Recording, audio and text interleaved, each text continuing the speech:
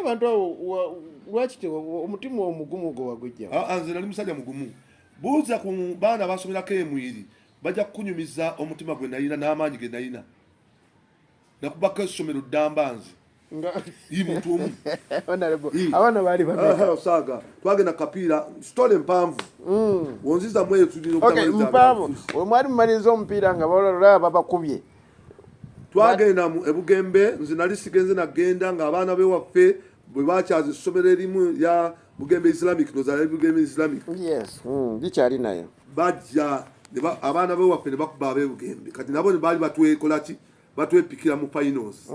Ne tujja Bugembe omupiira ne guggwa ne baleka batwala encharge. Kiboko ne zaakama enja ne gaakama Jambia ne gafukukayo. Lwali lutalo Bugembe n'akyankalana. Newe ndabanga waliwo omwana kuba kubye tafaali agudde mwala. Ngate Katonda yampa body yange nali munene bulungi nnyo. Nali body builder nze nasoko okubeera ne gym Entebbe. Ne ngamba nti no, nenzija ku jacket nali nikera zene kazi kanenga kasukira omuntu, ne nkwata t-shirt je nali nyambadde ne njiuza body ne fuluma. T-shirt wajiuza ndo twamu mu mukono gwendi ne njiuza. Kati wenjuza gwendi maso ne yeshika. Ne balengera Goliath. Balengera omusajja nakandi ono atuse. Kati nenyimirira wakati nga nze ndi wakati bannange bali eri olwati muteme emisinde bano bali mabega. Ontegera bulungi. Yes. Nenkyuka mbatunulire bwenti nafuna omuggo mwami bamita sokubwa yagumpa. Yagummenyamu n'ampaka ekitundu nenkwata omuggo bulungi bwenti. Bicep tusinga yeraze. Maso zonna nga zitadde. Bicep tuyena evuddeyo. Chest njisise. Nentandika okutambula ng'amayinja gajja gakoonako bukuuni. Ge bakasuka nembazaayo emisinde kati ate banano ne bajja olutalo olwali e Bugembe amaduuka gonna bagaggala abaana bali batandise okuluutinga ate nentandika okuba abenge kubanga bali maze masinza amaanyi nebba abange nga mbajja mukuba mukuluutinga nembazaayo nagenda nga nze gwebagerako nzikka Honourable amayinja ge bakubanga nga gakubako nga gebawunsinga waliwo obwayuzaayuzangako nga ndi musajja mugumunzi nali nkoze body nga noleeta ekiso tomala gakiyingiza osaaga tomala gakiyingiza waliwo akabi webuuza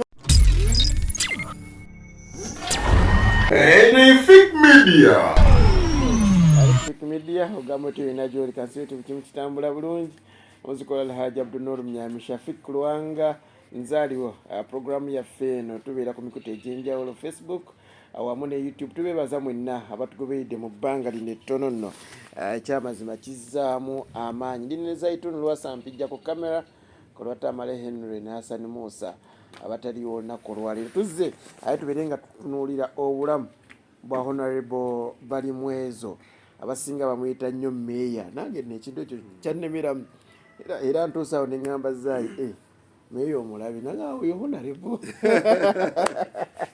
naye ng'ekya meeya kyakwata nnyo ebyo byonna tugenda kuba ntubyogerako naye baakuwa okubeera omu ku bameeyers abakyasinze tugenda kuba ntubyogerako n'ebitiibwa by'otuuseeko wakalondibwa so ebyo naye tunakuba ntubyogerako twagasoka obuuze ku bannafik media ate nabo basobola okuba nga bakuwulira ku njagala okutwala omukisa guno okwebaza Katonda mulundi gwange wakubiri okubeera ku Fik Media. Fik Media nga nabagamba nti nali nange neegomba okubeerako naye nga sifuna mukisa mumpadde omukisa guno okujja okuteeka ettaffaali mu kuzima kwa nnyaffe Uganda.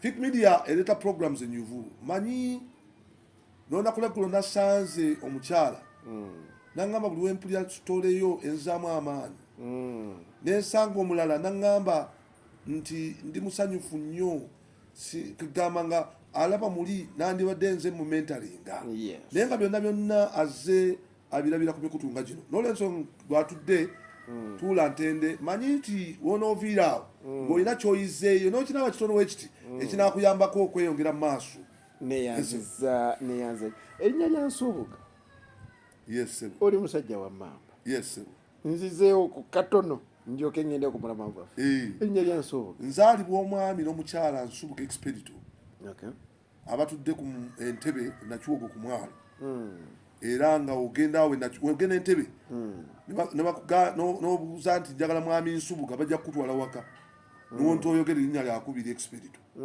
kubanga taata musajja mugundiivu wamu ne mukyala we bali abo bakyayagalana bulungi nnyo boyfriend na girlfriend emmere wooma bakyalina laava ey'ekimmemmete bali ku myaka ndowooza taata agenda kuweza myaka 87 maama ali mu 85 ali myaka gyaje munyami. Yes. Okay. Neyanziza Honourable atwaga tutunuye obulamu bwobwo ebyobufuzi tetujja nnyo kudda eri wansi wasomerawa twagala muntu ono alabe ekirowoozo okifuna otya kakati nfuna ekirowoozo ekyebyobufuzi nga obuli serious nga maze okufuna accident ey'okugulu.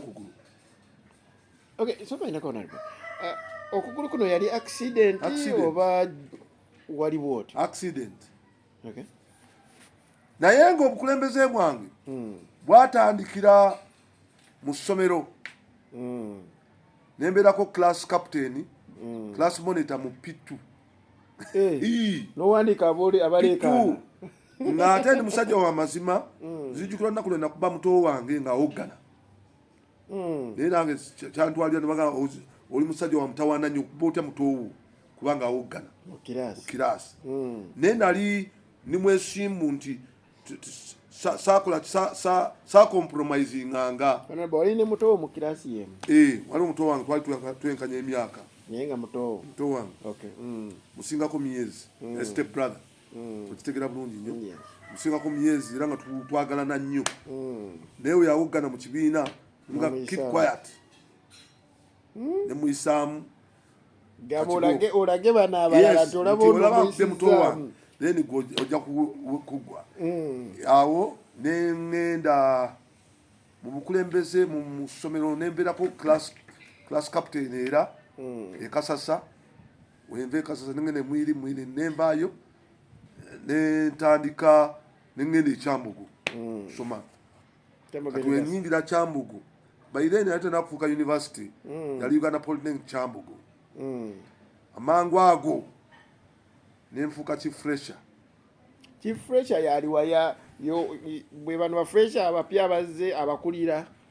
wandibaddenga aweebwa taito eyo nti kwegamba wandibaddenga oli allrounder buli kimu okyenyigiramu ate nga n'obututumufu ofuuka mututumufu mu kiseera ekitono bakuwanga taito eya kifresha ontegera bulungi nnyo olondebwa bulondebwi kwogwo omukolo ogw'abakifresha ne bakuwa taito eyo era wenvaawo wenamanya nti nfuuso nembeera ddala w'amaanyi mu Polytechnic Kyambogo nga siweereddwa na kifo officially kubanga saayita bulungi nnyo ebigezi senior 6 nafuna ndoza points ali 8 nebanga nakola ki na saaweebwa kifo naye neneereta netandika okusoma kati bajja okunkwata nali mpitawo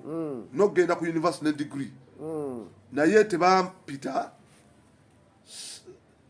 mu university yonna ku government ate nali sitaddeeyo kusaba ku university ndala ku diploma walala wonna ontegera bulungi nemba nga saayitibwa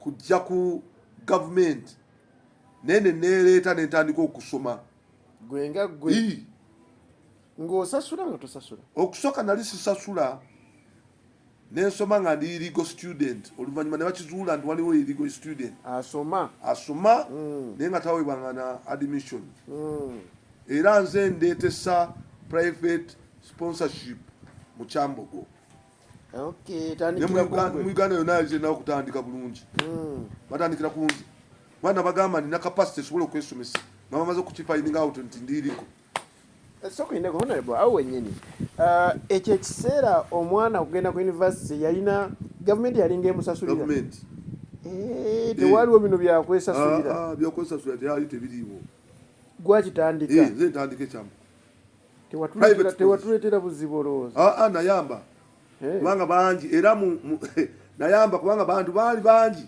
nga bandyagadde okwesasulira koose zitegerekeka naye nga tebazibawa bakuwa flat course. Era abaana abalinga babadde platforms Makerere bagamba nga twali nkozesa flat course kangene nkole diploma ne baba government diploma ekyambugo. Otegera bulungi?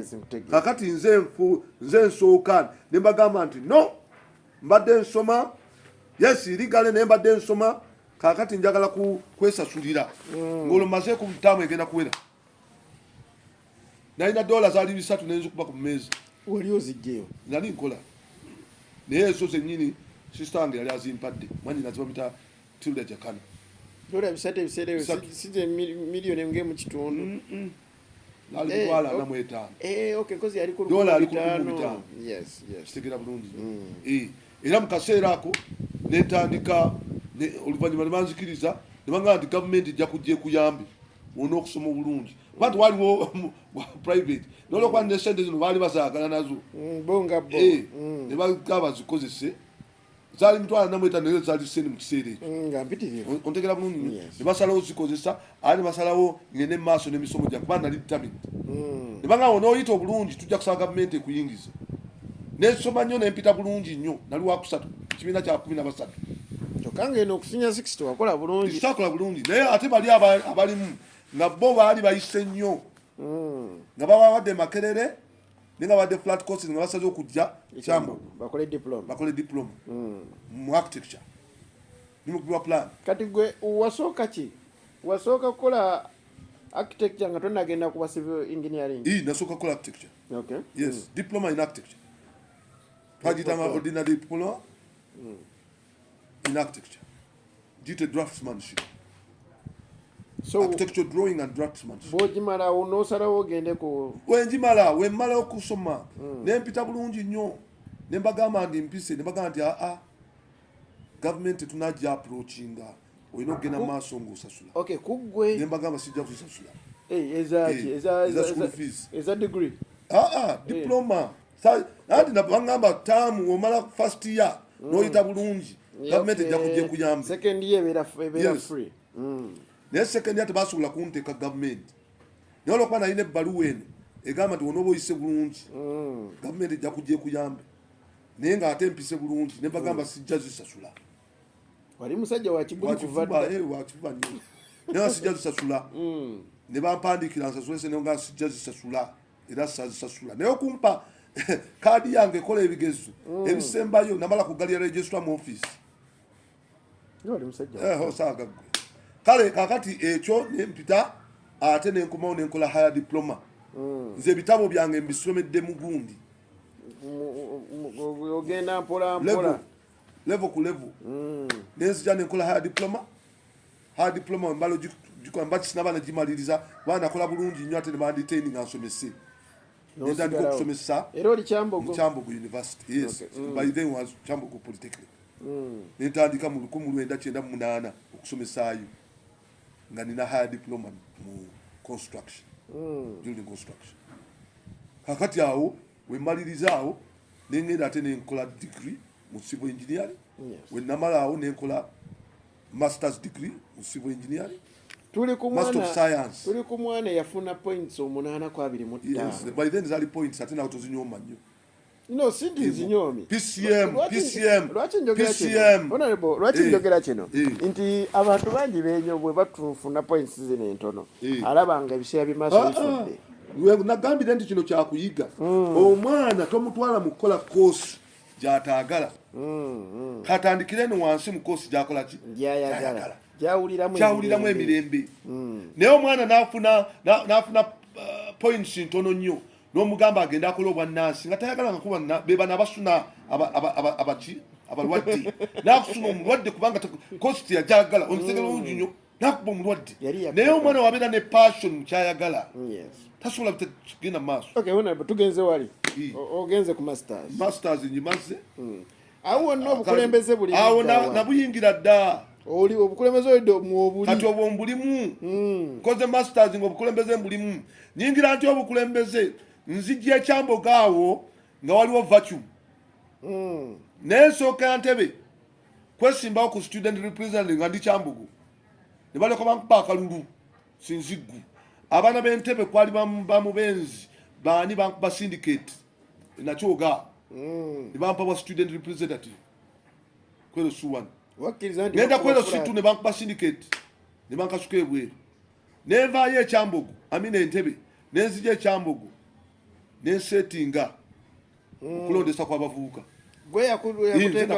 mu kiseera ekyo ebintu byali bitiwo ebityo nensetinga kwekuleeta bakalumba Ben Sebuliba nga wa NRM nendeetaleetawo nga nze bagamba nonga jangu wesimbe gwe tukwade kati kalumba nemulinyisa nemutwala ku RC2 nemutwala ku RC3 nemutwala ku 5 n'afuuka district chairperson w'abavubuka muteekera bulungi mwami Ben Sebuliba kolotenyigwa muteekera bulungi era wabeerezaayo bambi ye yali amanyi nti ofuuka chairman wabavuka kwero C5 automatically gobera kansala kwero C5 natamanya nti balonda ate bakansala abagenda okutuula ku lukiiko lwa district mutegera bulungi nnyo kakati awo nabeera kati nze nenzijeni nenesimba ku kabakulu LC1 oze ku kyalo ki Kyambogo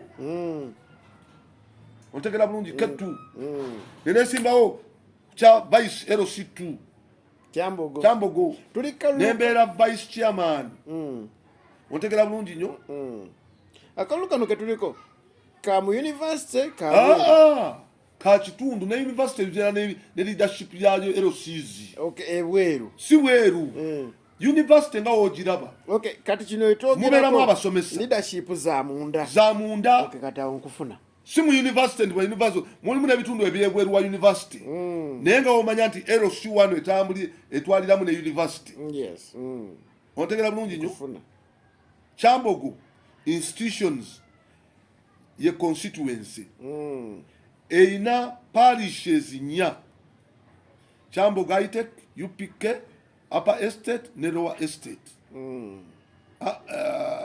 nabisunsa Lower Estate ate yo terimu kakati ezo ana buli parish ina ekyalo omuli balekchara omuli abakozi bana abaaki omuli abantu bonna ezimu zisana okusala kati nenfuuka chairman vice chairman wa parish jibaita UPK nga chairman ekakobyo kakati ngate mulekede bwa vice njagala genda kuwa kansala olwo embera chairman LC2 vice nze ndeeta ne police mu kitundu ekyo kwanga obubbi bwali bungi so police nejja police netuleta police mu kiseera ekyo ndoza katumba wamala ya serving awo oluvannyuma njireeta mutegera bulungi nnyo netandika okukola security era obubbi bwali bungi nnyo we nali nzitirwa mu biseera ebyo ababbi baali banzita abazigu abanumba ekiro nga nina gwe nkyadde wa muto wange nebanumba nebateeka gun point esitole gye mbanyumiza eyo bali kubagamba nti erimu eŋŋuumi eyo naye abantu awo lwaki omutima omugumu gwe wagujja nze nali musajja mugumu buuza ku baana basomerako emwiri bajja kukunyumiza omutima gwe nalina n'amaanyi ge nalina nakubako essomero damba nze muntu omu abaana baali saaga twagenda kapiira sitole mpanvu wonziza mweyo mpanvu mwali mumaliriza omupiira nga balaba babakubye twagenda mu ebugembe nze nali sigenze nagenda ng'abaana bewaffe bwe bakyaza essomero erimu ya Bugembe Islamic nozala Bugembe Islamic bikyali nayo bajja abaana bewaffe ne bakuba ab'ebugembe kati nabo ne baali batwekola ki batwepikira mu finals ne tujja ebugembe omupiira ne guggwa ne baleka batwala encharge kiboko ne zaakama enja ne gaakama jambia ne gafukukayo lwali lutalo Bugembe yena n'akyankalana naye wendabanga waliwo omwana gwe bakubye ettaffaali agudde mwala ng'ate Katonda yampa boodi yange nali munene bulungi nnyo nali body builder nze nasooka okubeera ne jimu entebe neŋŋamba nti no nenzija ku kajaketi nali nikeyazeka nekasukira omuntu nenkwata t-shirt gye nali nyambadde nenjiyuza body nefuluma kwata mu mukono bwendi nenjiza kati wenjuza bwendi maaso neyesika ne balengera Goliath balengera omusajja naga nti ono atuse kati nenyimirira wakati nga nze ndi wakati bannange bali eri olwatema emisinde bano bali mabega otegera bulungi nenkyuka mbatunuulire bwenti nafuna omuggo mwami bamuyita Sokubwa yagumpa yagumenyamu nampaka ekitundu nenkwata omuggo bulungi bwendi bicep nga yeraze muscles zonna nga zitadde tricep yena nga evuddeyo chest ngisise nentandika okutambula ng'amayinja gajja gakoonako bukuuni gebakasuka nembazaayo emisinde kati ate banone bajja olutalo olwali ebugembe amaduuka gonna bagaggala abaana bali batandise okuluutinga ate nentandika okuba abenge kubanga bali maze mazusinza amaanyi nekuba abange nga mbajja mukuluutinga nembazaayo nagenda nga nzigulubagirako nzikka amayinja gebakubanga nga gakubako nga gebawunsinga waliwo obwayuzaayuzangako nga ndi musajja mugumunzi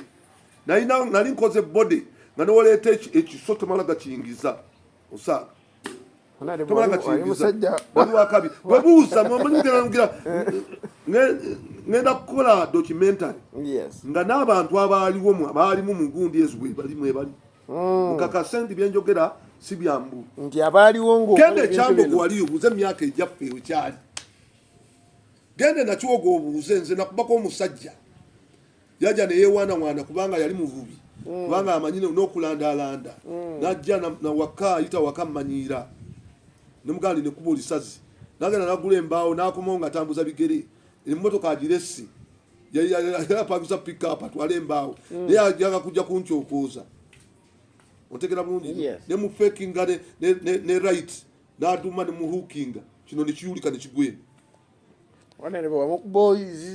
kino kyayumuyuzi kino namubahu kino nekikola ki aga katonda mu ggulu kino nekiyulika nekigwena wendaba ku nnyama y'omuntu nti wane yali njeru ng'omusaayi tegunakuti nayimuka n'agwa naddamu n'agwa mu sseŋŋenge ate nange nentandika gakaaba nti nzisa omuntu gaali maanyi nga nina nnako tesobola kutakuyuza newano nkuwulidde tonakumpulira kakati awo wonna awo nandi muvubuka naye nga nkubuulira nti nesimbawo nga nentegeka abavubuka nze nenzijanga chairman LC vice chairman LC2 obukulembeze awo mutandikira nga njagala kubukomya ku level eyo. Okay, njagala utubuukewo Honourable olw'obufunda lw'obudde bwe tuyina. Njagala tutuuke olowooza otya okutandika okuba mu ggwanga Uganda okulembere mwaka ki? Mu mwaka gwa 2012 nfuna omulimu nga town engineer Luweero. Yes. At the same time nfuna omulimu nasooka kufuna mulimu kola ku project ya State House. Nankola ne mwami Jebi Walusimbi mukama wange mukadde wange yali Katikkiro wa Buganda. Yampa omulimu ogwasooka. Mu wiiki yaddako ne bampa omulimu ogwokubiri nga town engineer w'obulenzi. Nenga miwulu gino gyombi nja gikola. Nengula nasooka nga kuddukira mu kibuga omwo nga nze buli wamu nziruka misinde njiriba. Nva ku guno nziruka misinde nenya taxi negaana okujula nenjibuka nenjukekawe ebwayise neninya endala negaana okujula kanga bwentu nga njiriba. Oli muyiribi omukujju kujju. Paka wenagaa nti kangule pikipiki. Nengula pikipiki zinenini. Wemba nguze pikipiki Saturday mu mbombo kukola. Wane ku Saturday nakolange obulenzi. Mba nvaayo ntuuka wane Rugogo waliwo ekinnya omuwala kyali adoji ngaawo nze ndi ku main Jinja Road. Kati omuwala ava Rugogo eyo akina ekinnya ahwete namba nankasuka mu bangu kukansi mukulu kuno kuvuddeko. Yali aweta ekinnya bwati. Yali adoji nga kinnya. Nakuba emmotoka nankasuka mu banga yali muwala muto. Gulu ne kuwange ne kuvaako. Ogenda okugezako okuyimirira okudduka nga amagumba gayingira mu ttaka mu kolansi. Awo wennyini kansooke mpumule mu katono Honourable atandikira awo. Enefik Media. Neyanzige otumwidde Honourable. Obadde otubuulira. Bakubye obuuse mu bbanga. Bakuba pikipiki nga ogituulako bwoti. Ndi bwenti. Oli naava eri nangattira ku buloka ya pikipiki. Ennyama neyingira mu pikipiki okugulu nekuuka. Nengezaako ng'omanyi nti kyenagambye wali kyenagamba luli ku gundi nti ofuna ekikanga kinene nnyo. Nengezaako okudduka nasimba kugulu kuno okutuusa amagumba ne gayingira. Nga tonnamanya nti sinamanya nti bankoonye. otegera mulungi nnyo. Yes. Omuvuka yansooka ko bamuyitanga Munubi yali doctor. Naye nga nali sikyamugi nawulya accent ye nga twakulako naye nangamba nemugamba Munubi eddoboozi ye nawulya nanga yes, who is your brother? Give me your brother's name. Nemuwa erinnya lya muto wange nesimu nenjimuwa. Okyali awo ku crime scene? Awo. Namalawo essaawa 10 zaali ziwerako nga wabuzeewo emmotoka ejja okunyamba. Akutomedde yadduse. Naye olwokuba nalina pikipiki nenene aleko lwali emmotoka z'empaka bannanga b'ebipikipiki bino ebinene byali bakatandika okujja ne balowooza nti bakonye munnaabwe ne bagoba ne bakwata omukyalo oyo. Okay, basigala bamuwondera. Naye nga tenali siri nabo. Naye Katonda yakikola nti nali nakafuna accident nabo nga bayitawo. Nga bakonye munnaffe ne bamugoba ne nga agenda kukonye munnaffe. Babayikaza. Bakujjeewo batya? Kati omusajja yannonda bamuyita Henry namumanya luvannyuma ennyo nze namuyitanga malayika wange ng'atunda bimuli awo. Omanyi ku rugby awo. Yes, wali ebimuli awo. Bawalingawo ebimuli edda. Yali atunda n'akuŋŋaanya emmotoka zigwaddemu omusaayi n'anteeka n'atwala mu ddwaliro Mulago ne poliisi. Twatuukawo gw'okugulu kwavuddeko. Wano lindako rugby grounds wano Mulago? Rugby club. Erugogo. Waneno eri opposite mall. Opposite mall. Okay, yes, awo katinda bawo. Ontegera gundi awo ebitalo bibiri awo. Ndabawo. We wali accidents alinga nyingi nyaawo. Era nzijukira bamitanga Raine Kafiire. Waliwo omuzungu yafiira waawo mu Land Rover. Baatuka n'okuvaayo basabirewo nti waliwo emizimu. We nabeerera mu ddwaliro abantu 20 bafiira. Si mulundi gumu. Bagenda okivaamu otya? Akati pain yali amaanyi wenjinyumyako nalwo lunaku. Kubanga nalaba ku nnyama yange nze. Nalabanga ku busome bwange ennyama yaggwako kuno omanyi kuno tukubeera nnyama kuno. Kuno tukubeera nnyama kuno. Kati kino ne kivaako ne kigweno. Ne bakisala. Ne banindako egguma ne balisala. Ne banindako ate ennyama emale okukula. Balyoke batunge. Naye nga banyinyika mu solution buli lunaku. Maguma ne gakuba bucket wetu busome ne busammuka. Kyantwala emyezi 2 nga ndimulaga. Kwa it was so painful. Naye kyenebaza Katonda nti nali nalokoka nga nina okukkiriza okw'amaanyi nti ajja kumponya. Era nempona myezi 2 nenvaayo. Kakati mu myezi 2 mu ddwaliro nabuuzanga ani avunaanyizibwa kuki kukola enguudo. Omukyala teyandinkoonye singa tekyali kinnya kyeyayagala okuwugula. Nentegeera bulungi nnyo nti waliwo omukulembeze atakoze buvunaanyizibwa bwe. Ne baŋŋamba nti Kampala Capital City KCC yevunaanyizibwa kukola enguudo. Ne ŋŋamba ntandikidde ku level ki ngenda kwesimbawo. Okyali mu ddwaliro? Era we navaayo nasigaza emirimu gyange. Ne mu ddwaliro ekikulu kyenjagala bannange bayige nti ne mu ddwaliro olwokuba nali muyivu nga mange ne kitange bantaddemu ssente ensome nga nina diplomas ezo mu kiseera ekyo zaali 2. Nasobola okukolera miliyoni zaali 3 n'okusoba ng'oli mu ddwaliro. Ali mu ddwaliro Kagulu bakawanise. Lwaki? Nze nakola project y'Abakatuliki ey'okubawandiikira proposal egende ndoza yali Spain. Balikuba bazimbire pit latrines, VIP latrines, ndoza zaali nga 6 Lugazi. Father Luntami yansanga mu ddwaliro. Yajja mu ddwaliro n'akola. Olw'obukugu bwe nalina. Nze nakuba pulaani y'omusajja yali musajja atraininga teke UK London bamuyita laba nerinya namukubira plan ya egoni namukubira plan ali luddawa Kiwatule yali mukubira teke nga traininga ne aerobics jampa kakati kamune ekitundu akebiseere tuli mu 98 ekyenda jadali 98 naye mu kiseera ekyo zali 12 wali 12 ne nembanga nali nsasulwa Jebi Walusimbi Katikkiro ngampa omusaala nga neeri ku kanso nga bampa omusala naye emirimu gyonna ngikola. Omusala jebbi olusimbya kwogwaki gwakola nali consultant nali gundi nali clerk of works ku project ya State House Entebbe. South African Embassy nanyinyo nga ndesi mu kiseera kingenda okufuna accident nga nze consultant waayo ekizimbe ekyo South African Embassy consultant otegera bulungi nnyo era nafanga nakakolayo ndowooza ennaku oba wiiki ng'emu ani sikufa nafuna accident nga nakakolayo wiiki nga 2 kwa emirimu gyali nali ntandise okufuna emirimu.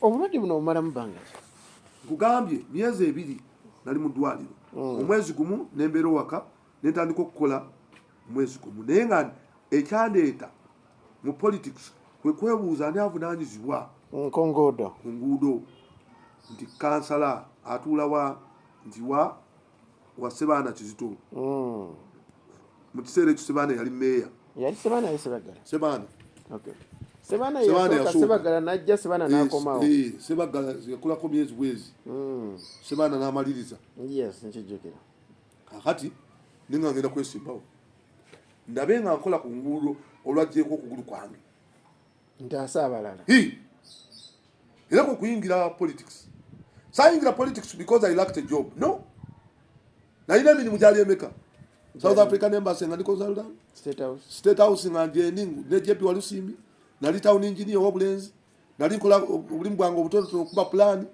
ngawe kugambye nti mu ddwaliro yennyini nakolera sente muno okuza Father Luntami yandetera akakadde kange mu ddwaliro otegera bulungi nnyo oli mwami Kabunga nampa 1.5 million mwami Mukyala Kizito yamuleeta nga nfuna emirimu naye ng'oli wansi manager wa SCE ng'agimpa kubanga bali bamanyi ndi mukubi wa plan bulungi. Awo ovuddeyo wenvaayo nenzita nesimbawo nga nkyalira kugulu kumu tonnafuna support ya kugulu kwakubiri mba ndi mu kufuna okwokubiri Rotary Club nenkubira nenganje yangu tukuyambe tukuwa okugulu yala kwebaza Rotary Club y'ekyambogo yasooka okumpa okugulu okwasooka kwava India nga bakukolera buluuba nengende buluuba ne bampa okugulu nenkomawo nga nkukozesa naye nga nkozesa n'emiggo oluvannyuma nga tonnabakumanyiira wenagenda mu campaign awo oze ku kifo ki kyaba kansala LC5 Nakawa division Kyambogo institutions eyaliko yali professor nga Professor Segujja Munagisa nga yaliyo gwe najjayo nembakalu awo akalula ka 2 gumu tuli ku 2 gumu 2 gundi yali ya 2 kuba presidential elections zali za 2 gumu jukira 2 otegera bulungi ojide ku kadi ki independent mu kiseera ekyo nga independent tutwali na NRM nempangula okitegera bulungi ojja 26 nenzija nenkawangula kakati olwokuba nakola nnyo nakolera nnyo abantu mu Kyambogo omwo nembeera very popular mu Kyambogo nendowooza nti popularity tukolinga down mu bitundu ebirala neŋŋamba kangenda kuwa MP kuba natuuka Kyambogo nga baŋŋamba nti ami natuuka muguuni nga tulina budget ya bilioni 3 Kampala yonna ng'enguudo tulakinga ssente z'enguudo Sebaana akaaba buli omu akaaba naye wange Kyambogo nakolayoko ku buguudo ng'oli ku bwero C5 yes tax kwe kutandika okuyitayo ebitala nenteekayo otegera bulungi naye nentandika okutegeera nti eparliament gyebigwera nengagenda mu parliament nenoonya akalulu ka parliament Nakawa twaliwo nze kekoko oyogerako nze Kakande Kenneth Paul Frederick Ruhindi tatawo teyajja bireke teyajja 26 wa 2011 bireke twali naye mu kanso eyo kanso eyo era nga ye chairperson w'enguudo ye secretary w'enguudo lukikulwa Sebaana yajja 2 gumu yajja 2 gumu kati wajja 2 gumu gundi amubba Ruhindi kakati waliwo nga Charles twasukanga kulonda ba MP bwetwamalanga netuluka tudde eno wansi yafuna chance tubamala omubba najja neyesimbawo wansi nadda mu kifo ekirala luli ne twawandisanga kumu twasukanga ba MP na ba president kata okufuna bulungi akati amala okubbibwa kati atajja kuwa kansala okimanyi yali amaze okukubira ewaka nti abayi kiwedde kyali kiwedde kolo yesimbawo omu yali musomesa wegundi eri wa Kyambogo primary nebireke ne Ruhindi nabala kati nze nesimbawo ne matete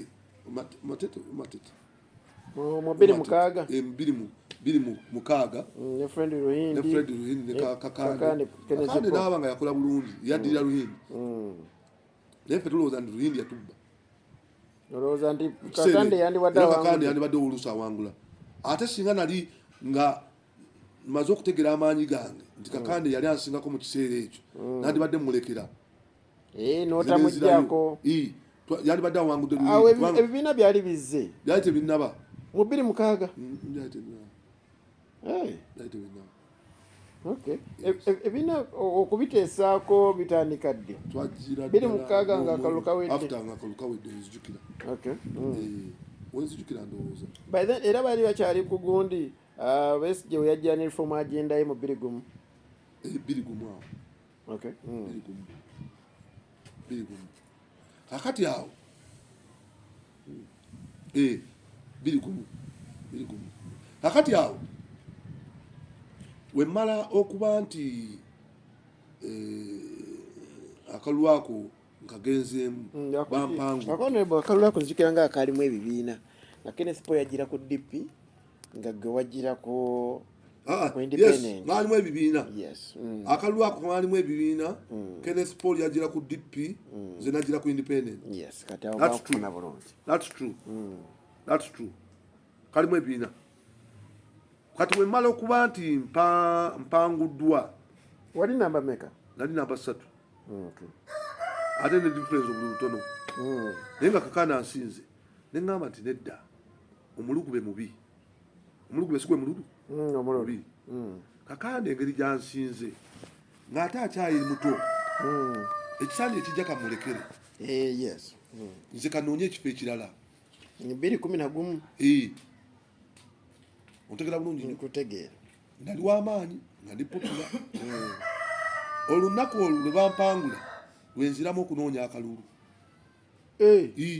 ne kalulu kaaki ne nga kanoonya akalulu nawulirako nti mwami protasiyo tadda kuba meya ne nga kanoonya akabwa meya ne nga netukaa mwami protasiyo nanga atagenda kudda nempoomingira ekyo naye ate oluvannyuma n'akomawo nengoyedde yali yagamba tadda kakati nenkawangula twesimbawo ne Kalumba Sebuliba Kalumba yamala kunkubira nangamba ngamye nyambale nga kimanyi nti nze taata we kuba olinde wali wamuyambako dda ne mugamba nti engeri gye ziri pati ate munnange n'agambira kuba yali WNRM n'ayambala nenoonya akalulu nga practically mmanyi nti nkawangudde balangirira wano Balimwezo tewaliwo polling station batawangula Balimwezo obuli bugenda okudda wano nga bampangudde kumbe banzi bakalulu bagula DR form zange zonna nga mwami Kalumba wangu yes yanzi ba DR form zonna omuntu eno wasi DR form bategamu omuntu era mbyobufuzi mwegendereze ngabo abazze okubegattako towesiganga muntu batekamu omuntu political bano ba agent abo batekamu omuntu atali mukwano gwange nnyo naye nandaga nti agenda kubeerawo nnyo kumbe azze muwe omukisa gw'okumuwa okunondera abagenda okukuuma akalulu kumbe agenda kuteekawo booli omontegeera nkufuna bulungi ozze nkuwadde appointment letters kati appointment letters n'oziwa ate abooli oli Kalumba yalina abakuumi b'akalulu ba mirundi 2 abandibadde aba Balimwezo n'ababe ate bwati bwe bagenda bakola kwegamba newesanga nti DR form zonna zaali mu ngalo zaani zakalumba ne bakyusa zino ezange naye oluvannyuma twakitegeera so Kalumba n'afuuka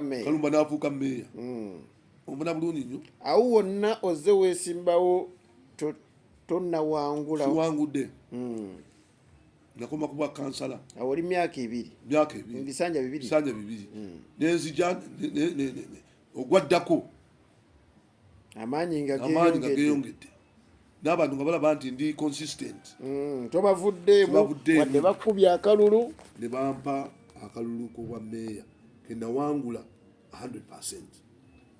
Si 100%. Nawanguliranga ku 70%. Yes. 78%. Yes. Kati nenkulembera bulungi nnyo nti amawanga nga America de nali nsabye n'okugenda okufuna okugulu kuno nga ligaanye lyampa lyanonda nga emerging leader mu Africa. Banoonya omuntu emerging leader, banoonyayo omuntu omuntu aze akulaakulana mu byobufuzi mu Africa nabo bagezeko mu mentalinga. Kati babeerawo ne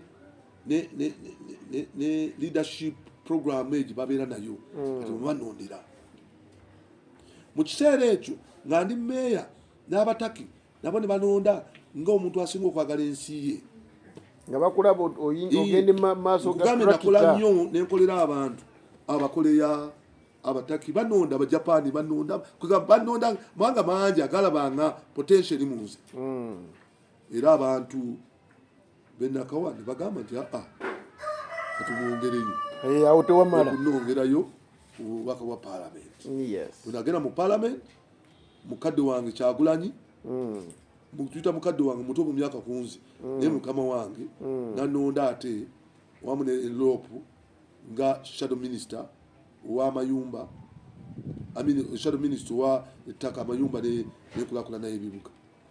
Ate ne bateeka akakiiko physical infrastructure nati ndi engineer kakati ate awo nenondebwanga era chairman akulira enguudo z'omu Kampala nga nondebwa ababaka ba parliament, nondebwa ba mayors, nondebwa ba town clerks, nondebwa lord mayor, nondebwa executive director ne director w'enguudo.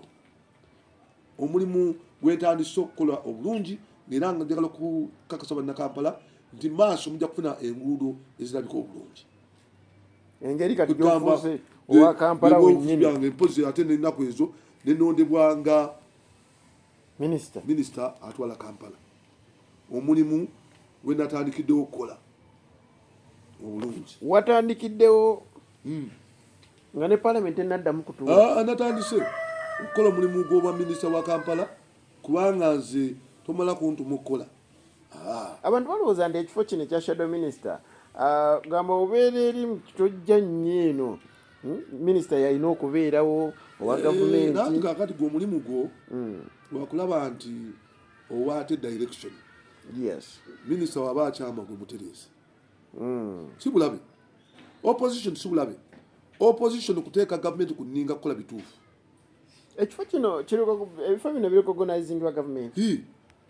Era tuwandika tukola kibayita alternative budget. Yes. Era alternative budget oyinza okwesanga nti ekozi era bajjamu ebikola okugeza nali mpandisa alternative budget ng'ettaka lino erikankana bagenda gavumenti egenda digulira bannakampala abantu abaliriko naye yaleetamu ebyobufuzi ne baganda minisita okujja okulirambula naye nga mu alternative budget kyali kimaze okugira nga maze n'okidifendinga mu kakiiko nga maze n'okutegeeza minisita amaze okukkiriza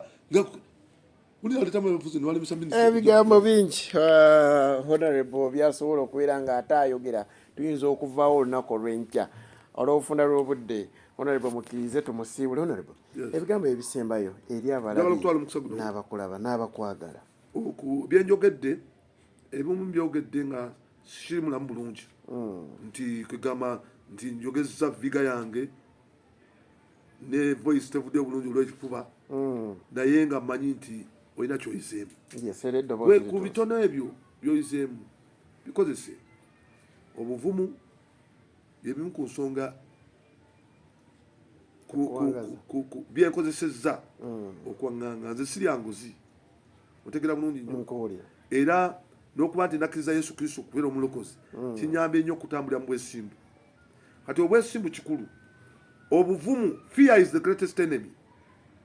obuvumu kikulu nnyo otegera bulungi then teamwork nakyo kikulu mbagaliza byonjagaliza nnyo Honourable Nayanza naye nzikiriza nga Zaita n'abakujjako kamera ensonyiwa kino nkifunye obudde bugenze olinayo essuubi mu maaso mu dakiika emu nsiibule olinayo essuubi mu maaso lyonna lyogamba nti nnayo balema bannange oba ninawo ensobola obbateeka oba nina pulaani gyenina gye bali nga bw'olina pulaani eri bannayuganda abantu abalina ekizibu nga ky'olina bangi tebasobola kutambula nga bw'otambula olinayo ekirowoozo kyonna ekyokubabeezaawo si kirowoozo nze number one seesimba ku kifo ky'abalema kubanga njagala ate ekyo nakyo kibeeremu omuntu aliko obulemu nga nze ow'enkizo era togenda kunsanga nga ndi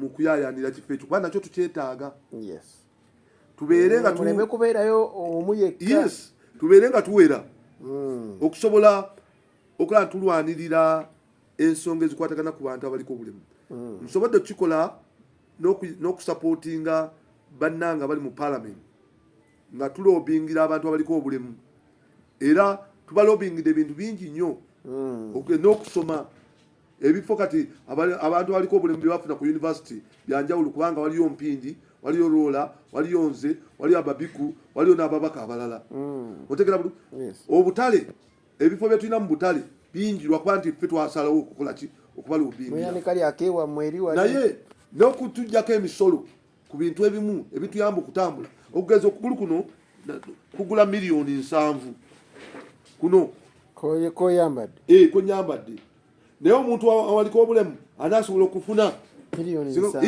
lwaki kuseeruba oluusi misolo kati okugibwako emisolo ate oluusi n'okufuna ku sente entono okusobozesa banno nabo okukola ki okutambula obulungi kunsobozesezza okubako newentuuka naye lwaki emiggo gireetebwa nga giriko emisolo ebyo tulwanirira sikomyawo wokka nfunidde abantu bangi abaliko obulemu emigulu obugaali n'ebirala waliwo omwami omuyita Francis atera okutuwa obugaali bungi nnyo netuwa bannaffe abaliko obulemu tubategekedde tugezaako balwanirira otegera bulungi nnyo era nkubuulira nti n'abamu waliwo yali avuga bodaboda mwami Abaasa ali awo ntiina namuwa okugulu kati ne bodaboda yaddamu okuvuga awo tolaba nti tuba tukoze awo nkusaamu ekitiibwa so webale nnyo webale ddala oyo Honourable Balimwezo tujja kuba wanaaba tuwadde omukisa omulala kuba ne guno asobodde okubeera nga akutuwase bwe tujja kusabayo omukisa omulala aye twogere ku nsonga ez'enjawulo bingi byalina okubeera nga ate akutuusaako